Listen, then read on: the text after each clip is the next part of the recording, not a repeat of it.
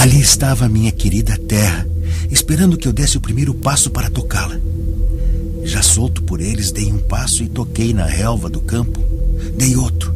Estava fora da nave. Quando completei os 10 passos recomendados por ele, parei e devagar fui me voltando, esperando ver a partida da nave. Mas qual nada.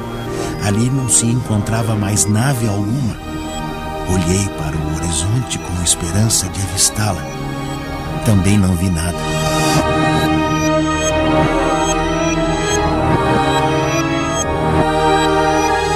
Ele nos impressionou com o seu relato. Nós não chegamos à conclusão que ele não tivesse passado isso. Dentro de uma opinião científica, os detalhes, a situação, a época, deixa claro que o senhor Arthur Berletti viveu uma experiência provavelmente em outro planeta.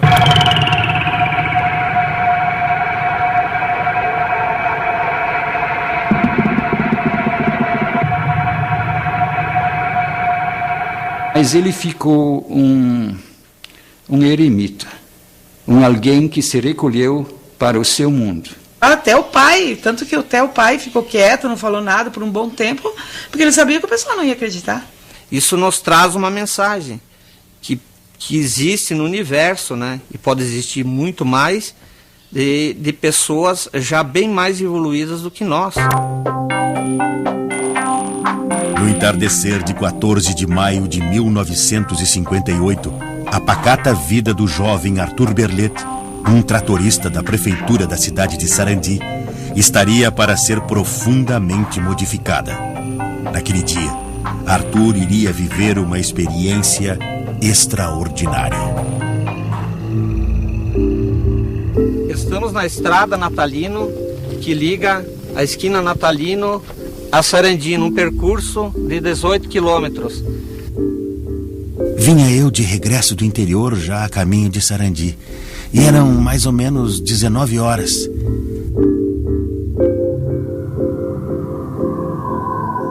Em 14 de maio de 1958, o meu pai estava tentando vencer a pé esse percurso. Quando ao chegar nessa altura da estrada, ele avistou, próximo àquele mato, uma luz. Minha atenção foi chamada por uma luz estranha colocada na orla de um mato que aproximadamente se distanciava a cerca de 200 metros de onde me encontrava na estrada. Atravessei a cerca de arame e quando me encontrava a cerca de 30 metros da luz, verifiquei com espanto que era um objeto material redondo com cerca de 30 metros de diâmetro.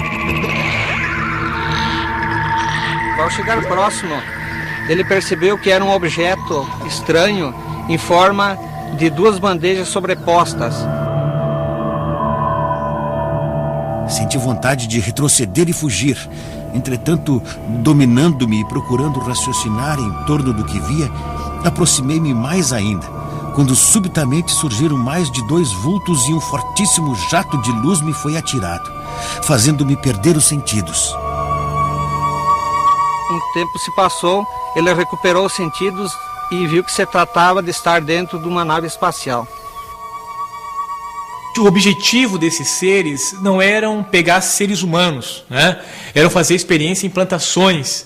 Eu tive um contato com o Arthur no ano de 1969, no 2º semestre. Isso aí é uma coisa que realmente aconteceu, que naquela época é difícil de acreditar. O que mais nos tocou e nos convenceu foi com a convicção, com a certeza que ele contava as coisas que ele teria vivido e o que ele teria visto. Quando acordou, Arthur Berletti estava no planeta Akart, a aproximadamente 65 milhões de quilômetros da Terra.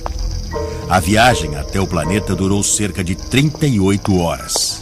A partir daí, até o seu retorno, passaram-se 11 dias.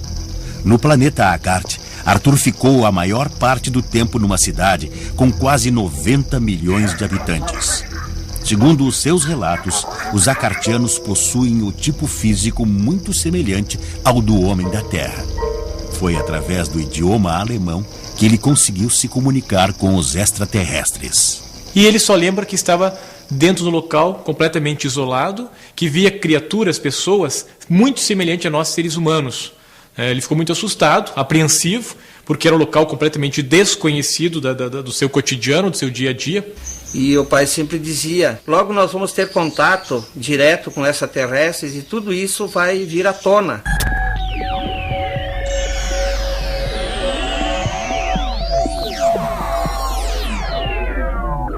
Um acartiano, cujo nome era Acorc, serviu de anfitrião e guia para Arthur durante todo o tempo da viagem. Arthur manteve contato com tecnologias e avanços na área social, econômica e política, que, segundo ele mesmo, equivaleriam a séculos de evolução se comparados com o que se vivia na Terra de 1958. Vale lembrar que, oficialmente, a primeira viagem espacial do homem foi em 1969, rumo à Lua. Então, qual é o planeta que os senhores têm em mira? Ele fez uma cara azeda e retorceu os lábios e por fim disse: eu me desgosto ter que lhe contar, mas como o filho do sol me pediu para fazê-lo, tenho que fazê-lo. Antes ele continuar, eu, louco de medo que ele dissesse que sim, perguntei: por acaso os acartianos estão planejando invadir a Terra? Não é este o termo exato, mas é realmente na Terra que esperamos resolver este nosso problema.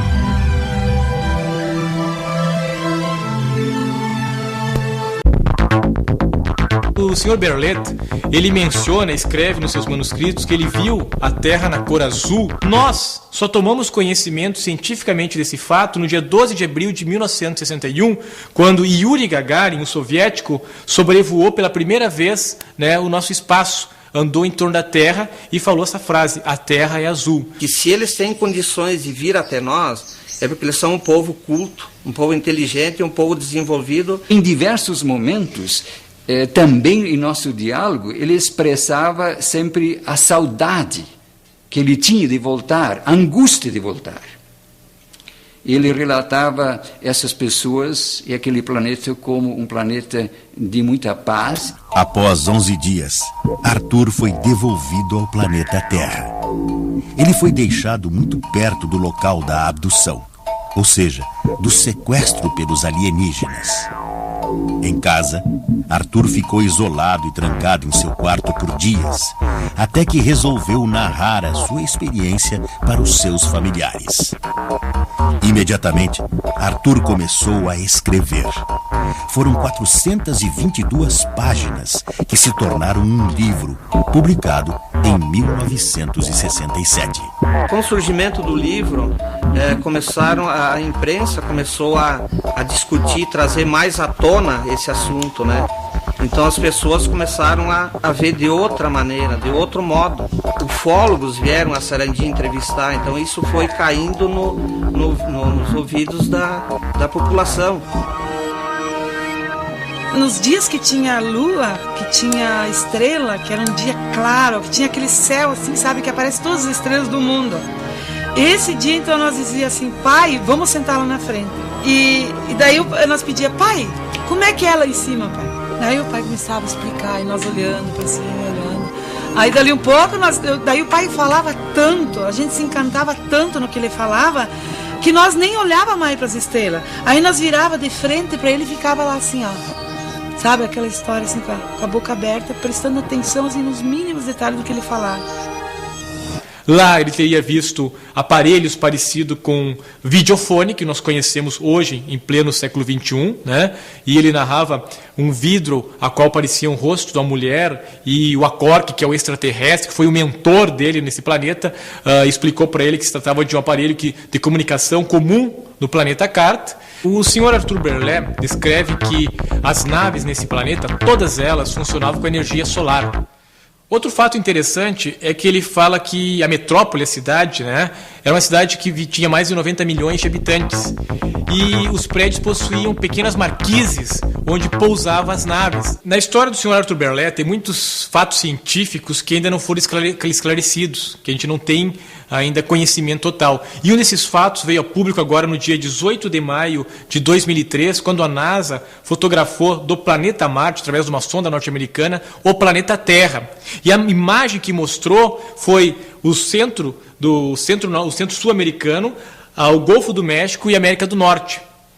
Isto o Sr. Arthur Berlet já tinha narrado em 1958, quando ele viu, através de um funil, a qual ele descreve, que evidentemente poderia estar dizendo um telescópio, né? Mas a linguagem dele usou um funil, quando a Cork apontou esse funil para a Terra e ele pôde ver nitidamente o planeta Terra, a parte sul-americana, a América Central, inclusive o Golfo do México, com todos os seus detalhes. E ele frisa que viu isto nitidamente. Só que esse fato, que pela primeira vez o ser humano tomou conhecimento dessas imagens, foi agora no dia 18 de maio de 2003, através de uma sonda norte-americana que está fotografando a planície marciana. No caso dos acartianos, eles conseguiram o sistema de abolir o dinheiro. Todo mundo trabalha, e todo mundo participa.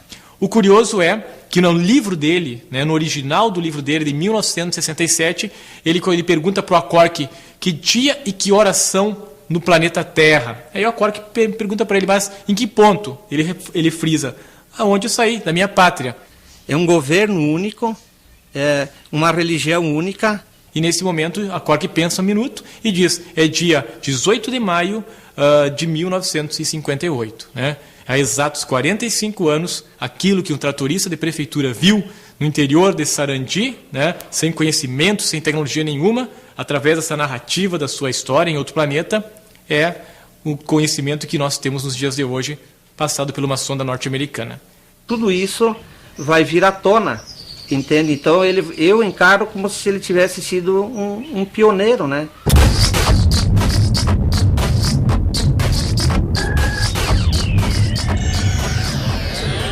E quando na nossa confissão de fé nós testemunhamos, creio em Deus Pai Todo-Poderoso,